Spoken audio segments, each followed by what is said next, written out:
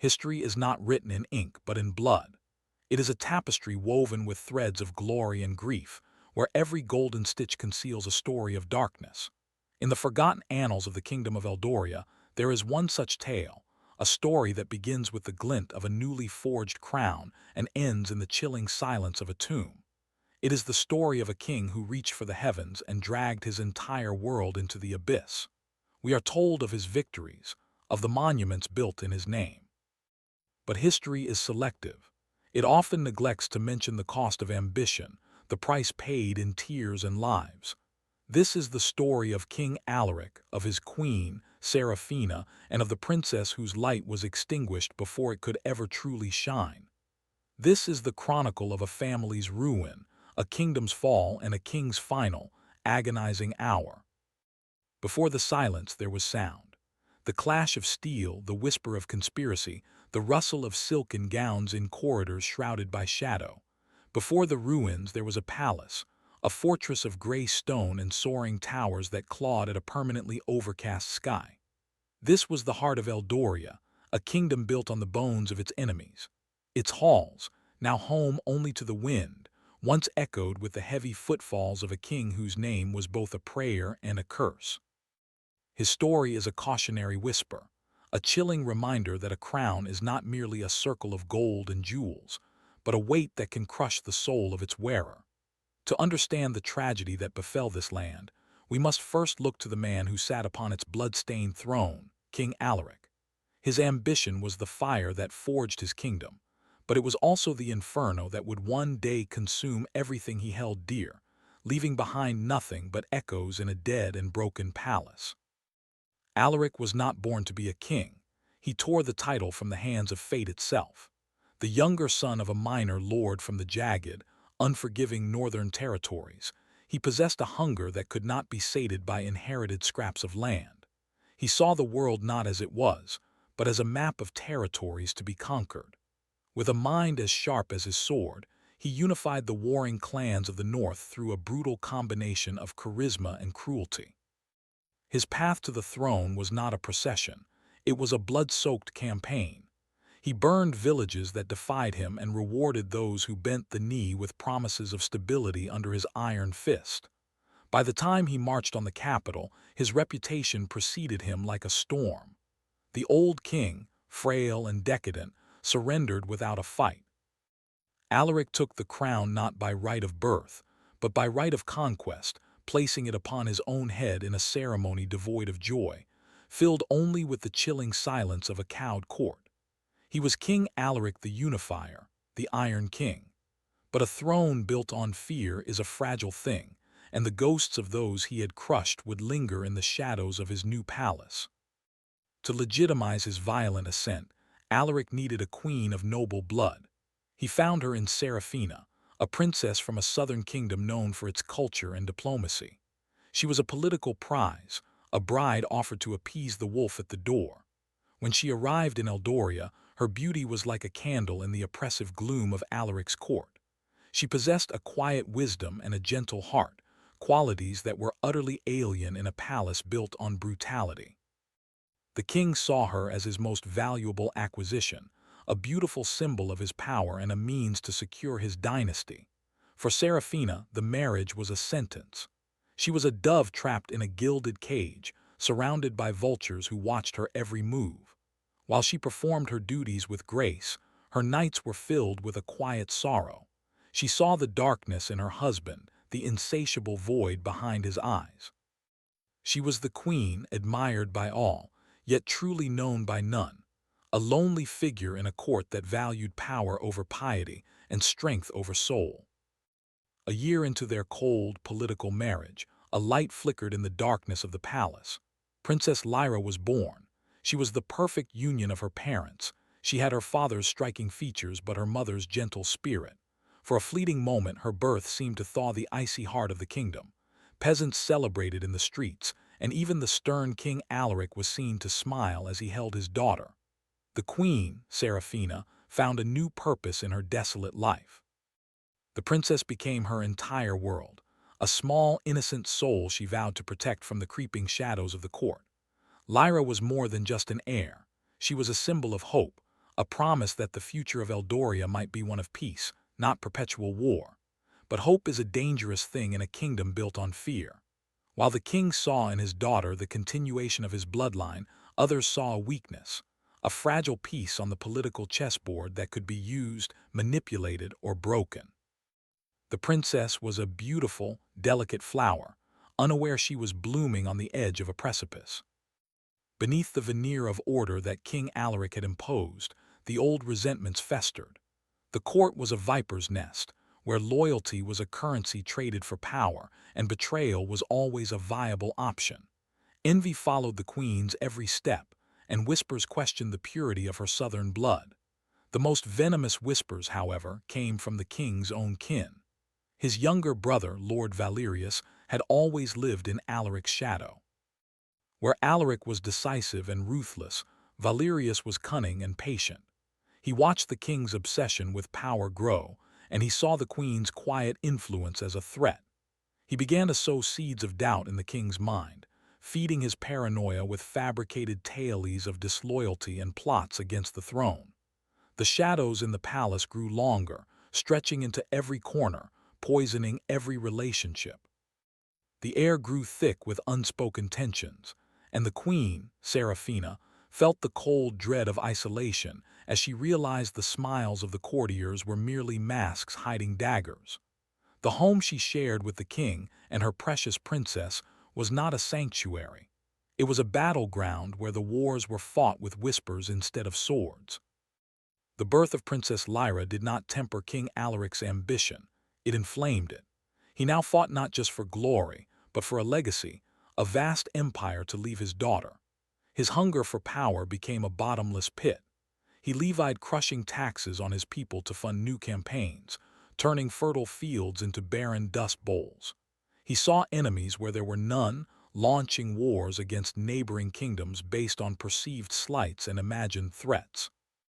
The queen, Seraphina, would plead with him for temperance, for mercy on their people, but her words were like rain against a mountain of stone.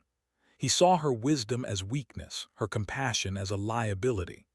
The crown, once a symbol of his triumph, now became a crown of thorns, isolating him from his family and his subjects. He trusted no one, not even his own shadow.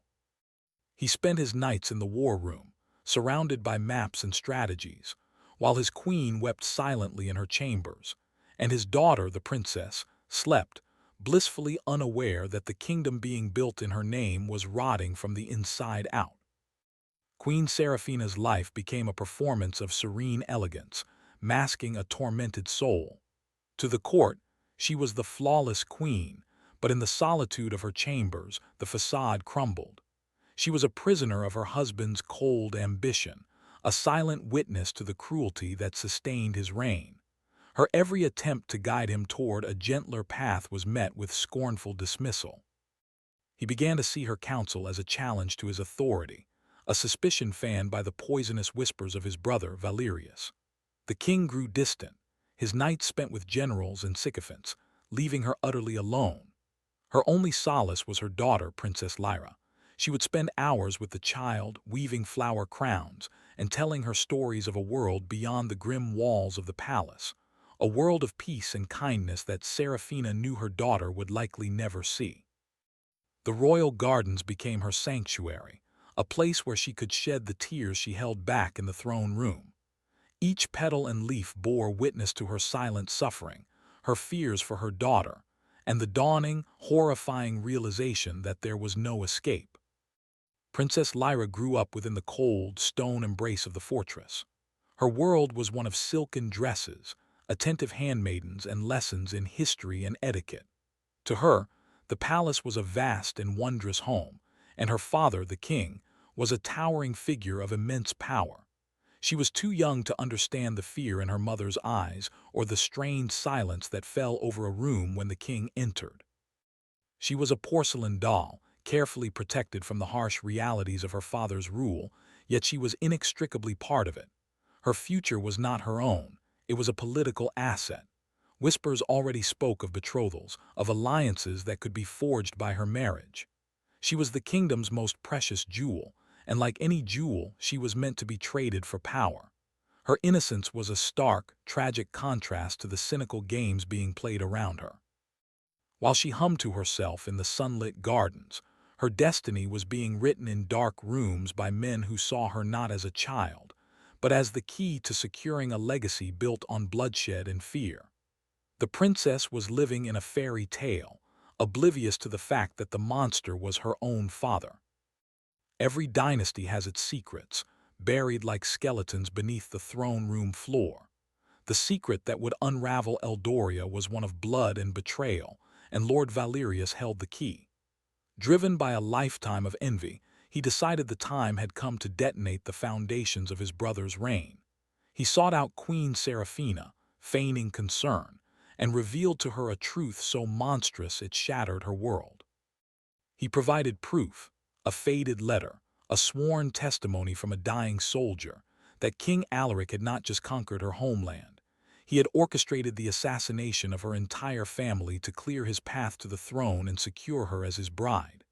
The political alliance, her marriage, her entire life at court, was built upon the murder of her loved ones. The man she had borne a child for, the king she had tried to love, was the architect of her deepest sorrow. In that moment, the last vestiges of her loyalty, her duty, and her hope turned to ash.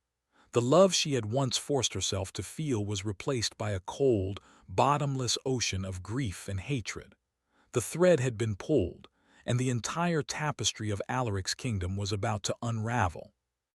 The queen's discovery was not a secret that could remain contained. Whether by her own design or Valerius's cunning, the truth spread through the kingdom like a plague. The story of the southern royals, murdered by the Iron King, was the spark that ignited the dry tinder of the people's resentment. The crushing taxes, the endless wars, the king's tyranny, it all coalesced into a single, furious roar of rebellion. Led by nobles loyal to Valerius, the uprising was swift and savage. The kingdom turned on itself, and the civil war Alaric had always fought on foreign soil now came crashing through his own gates. Torches burned brighter than the stars over the capital, and the streets ran slick with the blood of loyalists and rebels alike. The palace, once a symbol of impenetrable power, became a gilded prison. From the battlements, King Alaric watched his kingdom burn, his face a mask of disbelief and fury. He was cornered, betrayed not just by his brother, but by the very people he had ruled with an iron fist. The fall was no longer a possibility. It was a certainty, hurtling toward them with the force of a tidal wave. In the chaos of the siege, the royal family was separated. As rebels stormed the palace, their fury was directed at the symbols of the regime. They found Queen Seraphina not in hiding, but standing alone in the desecrated throne room, a silent, solitary figure of defiance. Her end was not swift. The men who cornered her were not soldiers. They were a mob consumed by hatred. They mocked her, taunting her with the details of her family's murder at the hands of the man she called husband. They tore the jewels from her neck, symbols of the blood price she had unknowingly accepted. For Seraphina, this final, brutal humiliation was the end of a long, silent agony. She did not plead for her life. Her gaze was distant, as if she was already in another world, a world free from the gilded cage she had inhabited for so long. Her final breath was not a plea for mercy, but a single, heartrending scream that was swallowed by the roar of the riot. A scream for her lost family, for her broken life, and for the innocent princess she could no longer protect. Her death was not a martyrdom. It was a brutal, anonymous end in the dark. King Alaric was captured not in a blaze of glory on the battlefield, but in the depths of the palace treasury trying to secure his gold. His end was as pathetic as his reign was ruthless. He was dragged in chains before the throne, a throne now occupied by his treacherous brother. This was his final hour. Stripped of his armor, his fine clothes torn and stained with soot, he was forced to his knees. Valerius looked down at him, his eyes devoid of pity, a faint, cruel smile on his lips. There were no grand speeches, no final proclamations. There was only the cold, bitter reality of ultimate failure. Alaric, the Iron King, the conqueror, the man who had reshaped the world to his will, was now a broken man at the mercy of the brother he had always overshadowed. The crown was wrenched from his head and placed upon Valerius's. As Alaric was led to the executioner's block in the palace courtyard, he saw the faces of his people, not cheering, not mourning, but watching with cold, empty eyes. His last sight was not of his kingdom, but of the blood-stained stones that had paved his path to power, now ready to receive his own. What became of Princess Lyra? In the chaos there was no merciful death, no clean end to her story. To the new King Valerius she was a dangerous symbol, the last remnant of Alaric's bloodline, a potential rallying point for any remaining loyalists. Killing a child, however, was a stain even he wished to avoid, so he chose a crueler fate. The princess was not executed, she was erased. Under the cover of night, she was taken from her chambers and led deep into the bowels of the castle, to a forgotten tower on the furthest edge of the grounds. She was locked away in a small, windowless room, her existence declared a state secret. The world was told she had perished in the uprising, a tragic casualty of her father's war. Her story ended not with a bang, but with the hollow clang of an iron door. Princess Lyra, the hope of Eldoria, was left to fade into madness and memory, a living ghost in her own home, buried alive by the silence and the stones, her name never to be spoken again. King Valerius had the crown, but his victory was hollow. The kingdom he inherited was fractured, impoverished, and haunted by the ghosts of the family he had destroyed. The vibrant court of King Alaric was replaced by a court of shadows and fear, where no one trusted their neighbor and the new king trusted no one at all. The palace, once a center of power, became a mausoleum. The halls where Princess Lyra once played fell silent. The gardens where Queen Seraphina once wept withered from neglect. The people were not liberated. They had simply traded one tyrant for another, one who ruled not with an iron fist, but with the cold, quiet paranoia of a usurper. The story of Alaric, Seraphina, and Lyra was systematically erased, rewritten into a simple tale of a mad king who was justly overthrown. History, as it so often is, was tidied up by the victors, its painful complexities and tragic truths buried deep, leaving only a scar on the land that would never truly heal. Eldoria did not prosper. It simply endured, a kingdom under a perpetual gray sky, ruled by a silent king on a throne of bones. What is the legacy of a fallen king? It is not in the stone monuments he builds, but in the ruins he leaves behind. The story of King Alaric is a testament to the corrosive nature of unchecked ambition. He gained a kingdom but lost his humanity, his family, and ultimately his life. The queen, a beacon of grace, was consumed by the darkness she was forced to embrace. And the princess, a symbol of innocence, became the ultimate victim, a life unlived, a story untold.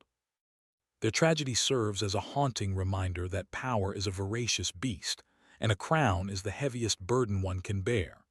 It promises everything, but often leaves its wearer with nothing but regret in their final, desperate hour.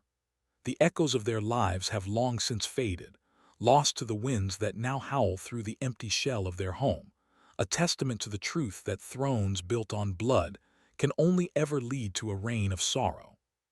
History bleeds, and its echoes are written in the cries of kings, queens, and lost princesses. This was the Fear Room. Don't forget to subscribe and like for more dark history tales.